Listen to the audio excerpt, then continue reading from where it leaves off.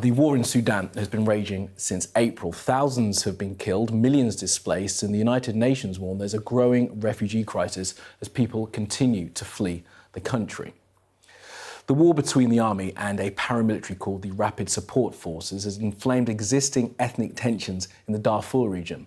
It's reported that 70% of Geneina's 500,000 residents have fled, and those that died, killed in the streets, have now been buried in mass graves. The coordinates of this site of a suspected grave is located just north of the main road connecting Geneina to eastern Chad. The details have been released by a Washington-based non-profit, and Sky News has verified this through various eyewitness accounts. A satellite image taken on the 18th of May shows the region's mountainous terrain. The three locations highlighted are those of the suspected mass graves.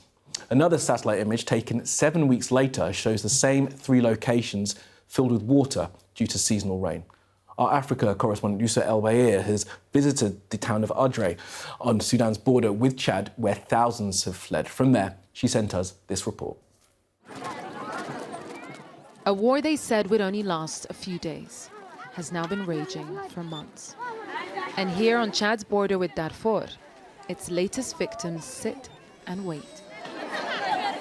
Once a town with only 40,000 inhabitants, Adre is now home to more than 200,000 refugees from Sudan, most of them women and children from the Masalit tribe, fleeing targeted ethnic attacks. It's over 100 days of the war in Sudan, and there's still people arriving to Chad every day. These are new arrivals from Darfur here to inoculate their children so that they can get into the country.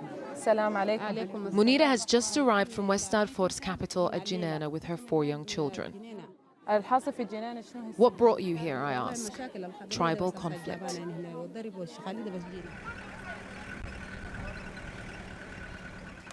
This transit camp didn't even exist 2 months ago. Now it's a sprawling temporary home for thousands who keep pouring in. And while they wait to be permanently housed, many are haunted by the conditions of their departure. Surey is from the Masalit tribe in Geneina and says she now has nothing. Where is your husband? I ask. The Arabs came into our home and killed him. Why? For defending the homeland, she says. Hundreds of thousands of Masalit have fled their homeland in West Darfur to Chad. Once their capital, Geneina has now become a symbol of their erasure. This footage smuggled out for us by volunteers shows just how few are left. Geneina city has become like a ghost town or shanty town. Nearly 70% of the population have fled to the neighboring Chad and the surrounding areas. There is simply no any means of life there, and a large number of people have been killed. Some Arabs too have fled Geneina to Chad as tribal rivalry exploded into violence after the army and rapid support forces empowered opposing sides.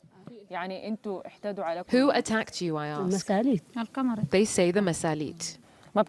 Will you go to the camps? No, we can't, they say. The Masalit could kill us.